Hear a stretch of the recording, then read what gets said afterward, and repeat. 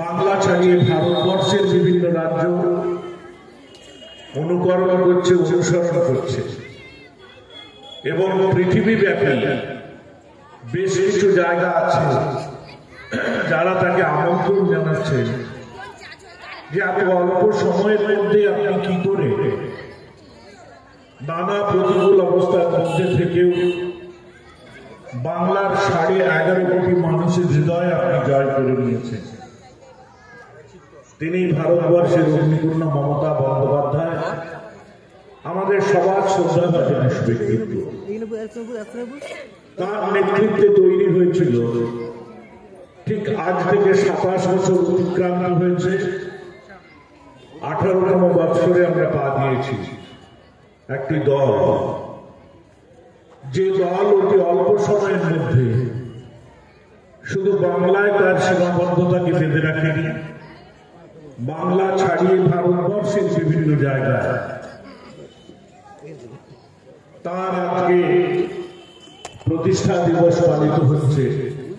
বিভিন্ন জায়গায় তৃণমূল কংগ্রেসের সৈনিকরা তারা ছড়িয়ে পড়েছে, তারাও অন্যায়ের বিরুদ্ধে অহিংসার পথে লড়াই করছে।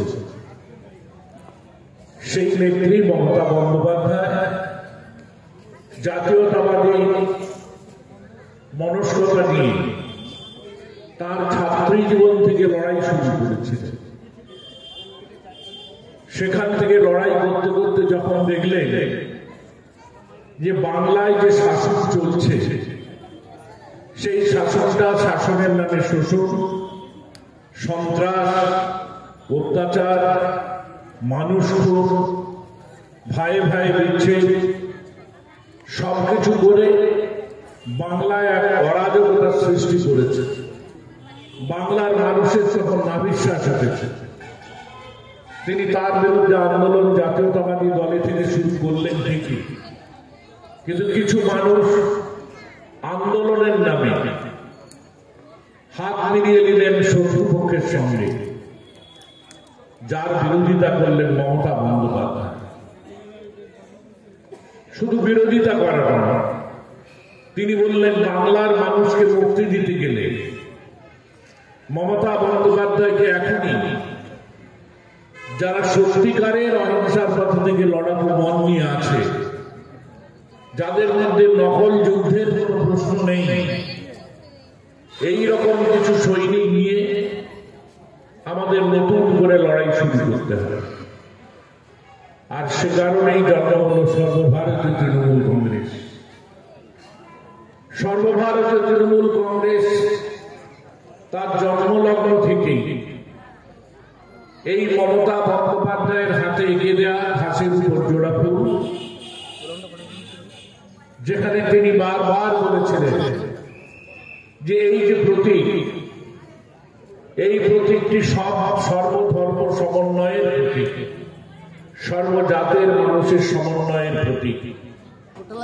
তিনি একটি ফুলকে বলতেন মুসলিম, আরেকটি বলতেন হিন্দু। তিনি ধর্ম দিয়ে বিচার করেননি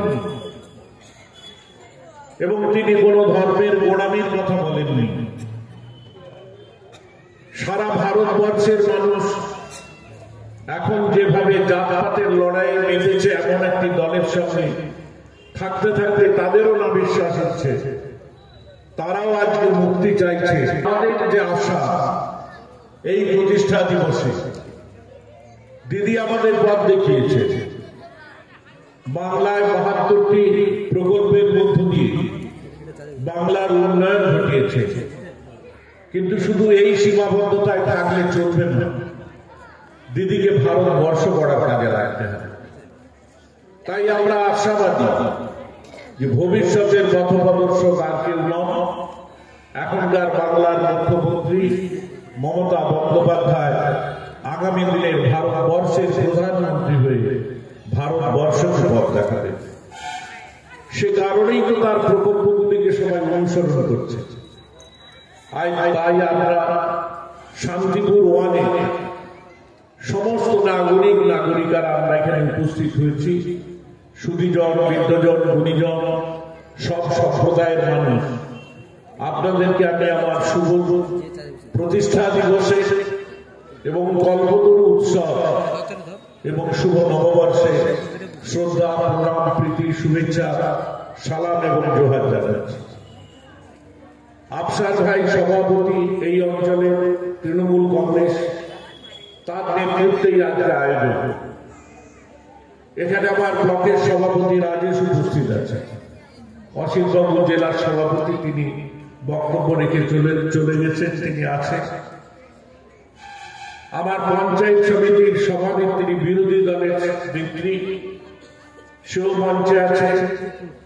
আপনাদের আমাদের সবার উন্নয়নের সঙ্গে শান্তিপুর অঞ্চলের যে প্রধানের দায়িত্ব নিয়ে কাজ করে চলেছে, করুণা উপস্থিত আছে, প্রাক্তন প্রধানরা আছেন, সুজয় আছে, আমার স্বপন বাবু এখানে আছে, এখানে কাজল ভাই আছে, ওদিকে শ্রীধর আছে, আমাদের নেতৃত্ব মহাজ্জেম আমার ওখান থেকে যে আমাদের থার্মালের যে ইউনিট আছে সেই ইউনিট তারা লক্ষ্য রাখেন। এছাড়াও অনেক নেতৃত্ব, তারা সবাই উপস্থিত হয়েছিলেন, আছে। আমার পত্রকার বন্ধুরা যারা, তাদেরকেও আমি যথাযথ সম্মান জানিয়ে বলব, একমাত্র দল তৃণমূল কংগ্রেস, সর্বভারতীয় তৃণমূল কংগ্রেস, যার প্রধান সেনাপতি অভিষেক বন্দ্যোপাধ্যায়, যিনি দলের জাতীয় সাধারণ সম্পাদক, আর সর্বোপরি আমাদের নেত্রী, সর্বভারতীয় স্তরের নেত্রী, জননেত্রী মমতা বন্দ্যোপাধ্যায়, তার হাত ধরে যেভাবে দিনে দিনে সমৃদ্ধ হচ্ছে, আর এই সমৃদ্ধ হতে অন্য যে দলগুলি তৈরি হয়েছে, সে দলগুলি তার বিস্তার লাভ করতে যত সময় নিয়েছে, তার অর্ধেকেরও কম সময়ের মধ্যে এই দল বিস্তার বা তার বিস্তৃতি লাভ করে সারা পৃথিবীর মানুষের কাছে জানিয়ে দিয়েছে যে সর্বভারতীয় তৃণমূল কংগ্রেস এমন একটি দল, যে দল উন্নয়ন করে, যে দল সাম্প্রদায়িক সম্প্রীতি বজায় রাখে, যে দল মানুষের পাশে দাঁড়ায়, যে দল কোন রাজনৈতিক সাম্প্রদায়িকতা না করে উন্নয়ন সবার কাছে পৌঁছে দেয়। অপরপক্ষে আমরা দেখি একটি দল বর্তমানে ভারতবর্ষের শাসন ক্ষমতায় আছে, এর আগে তারা খুব অহংকার গর্ব করে বলত আমাদের সরকার বিজেপির সরকার, কারণ সংখ্যাগরিষ্ঠতা তাদের ছিল। কিন্তু এমন 5 বছর উন্নয়ন করেছে, মানুষকে ধোঁকা দিয়েছেন, সেটা ধরা পড়ে গেছে। কখনো উজালা গ্যাসের ধোঁকা, কখনো আয়ুষ্মানের ধোঁকা, সমস্ত প্রকল্প তারা নাকি চালু করবে। এমনকি যে প্রকল্প মমতা বন্দ্যোপাধ্যায় 2013 সালে চালু করেছিলেন, সেই প্রকল্পকে অনুকরণ করে তদানীন্তন প্রধানমন্ত্রী মোদীজি ছিলেন, এখনো আছেন তিনি 2015 সালে গিয়ে বিটি লাও বিটি পড়াও তিনি চালু করেছিলেন, আর মমতা বন্দ্যোপাধ্যায় কন্যাশ্রী চালু করেছিলেন। তাহলে কে কাকে নকল করলো? এই মেছেদার বুকে দাঁড়িয়ে অনেক নেতা, ভারতীয় জনতা পার্টির নেতা বক্তৃতা করেছে মমতা বন্দ্যোপাধ্যায় নাকি কেন্দ্রীয় সরকারের সব প্রকল্প তিনি নিয়ে এসে নিজের নামে চালাচ্ছেন। আর এই কন্যাশ্রী চালাতে গিয়ে যখন মমতা বন্দ্যোপাধ্যায় 13 সাল থেকে 5,000 কোটি টাকা ব্যয় করছে, তখন ওই বিটি লাও বিটি পড়াও এই কথা বলে সমস্ত রাজ্যের জন্য কত বরাদ্দ হলো? 100 কোটি টাকা। কে করলেন? মোদীজি। ভাগে কত পড়বে? 3 কোটি টাকারও কম। আপনারা এখানে তো অনেকেই আছেন, মায়েরা, বোনেরা, বা যারা কন্যাশ্রী পেয়ে থাকে, অনেক অভিভাবক আছেন, আপনাদের বাড়ির মেয়েরাও তো কন্যাশ্রী পেয়ে থাকে। আপনারা বলুন, কেউ এখানে একজন আছে যে নরেন্দ্র মোদীর ওই প্রকল্পের একটা টাকাও আপনারা পেয়েছেন? তাহলে এই মিথ্যে যে ধোঁকা, এটা ধরা পড়েছে বলেই এবারের নির্বাচনে 2024-এ বিজেপি আর জোর করে বলতে পারছে না এবার আমি বিজেপির সরকার, এবার কি বলছে এনডিএ সরকার। ভারতের অর্থনৈতিক ব্যবস্থাটাকে ভেঙে ফেলছেন, পঙ্গু করে ফেলছেন। কেন পড়বে না বলুন? সেখানে নীতিশ কুমারকে একটু তেল দিতে গিয়ে কয়েক হাজার কোটি টাকার প্রকল্প আলাদা দিতে হয়েছে। নাইডু তাকে চমকাচ্ছে যে আমাকে যদি এই টাকা না দেওয়া হয় আমি আপনার সরকার ফেলে দেবো। তুমি কতজনকে তুষ্ট করবে? তাই দেখবেন মোদিজির শটটা এখন অনেকটা নরম হয়ে গেছে। এই নরম হতে হতে এটাই ওদের শেষ সরকার গড়া। আজ সরকারে ফিরতে পারবেন না, কারণ ইন্ডিয়া জোট আজকে তাকিয়ে আছে মমতা বন্দ্যোপাধ্যায়ের দিকে। এই যে ইন্ডিয়া জোট, এই জোটেরও প্রতিষ্ঠাতা নামকরণ সবটাই মমতা বন্দ্যোপাধ্যায়।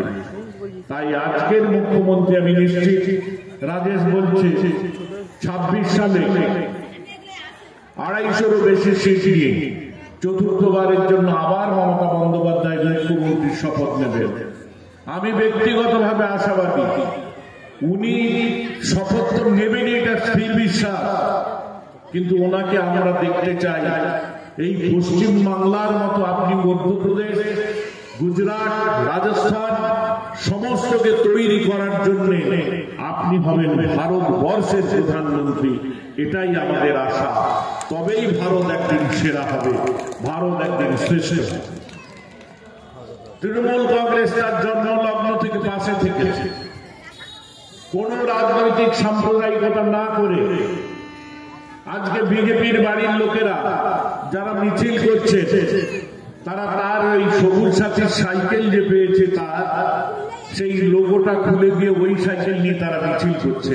কোথাও আপনি তার একটা কোথাও করতে পারছেন না সবুজ সাথী, বরং আপনি অনুকরণ করে চেষ্টা করছেন কিভাবে জেতা যায়। তাই আপনারা এখানে এই মিছিলাতে দাঁড়িয়ে এক নেতা বলেছিলেন আমরা লক্ষ্মীর ভান্ডারের মতো কি একটা ভান্ডার চালু করব, অন্নপূর্ণা ভান্ডার, তাতে 2500 টাকা করে দেওয়া হবে। আমরা সেদিন বলেছিলাম প্রস্তাব জানেন তো, এরকম পঞ্চম বার্ষিকী পরিকল্পনা, দশম বার্ষিকী পরিকল্পনা, এরকম প্রস্তাব অনেক হয়। তো সেই লোকেরা তারা যে যে জায়গায় ক্ষমতায় আছে, গুজরাট থেকে আরম্ভ করে মধ্যপ্রদেশ থেকে আরম্ভ করে যে যে জায়গায় তারা ক্ষমতায় আছে, 500 টাকা করে তো দিতে পারতেন, 250 টাকা করেও তো নিজের পক্ষে দিতে পারতেন। আসলে ভোটে জেতার জন্য এগুলো ছিল তাদের গল্প, মিথ্যে, অপপ্রচার। সেই ধোকায় মানুষ পা দেননি, সেই জন্যই তো তাদের শীর্ষগুলো কমে গেছে। তাই আমি আপনাদের বলবো, আপনারা যারা বিশেষ করে এখানে আছেন, মমতা বন্দ্যোপাধ্যায় প্রতিকূল অবস্থার মধ্যে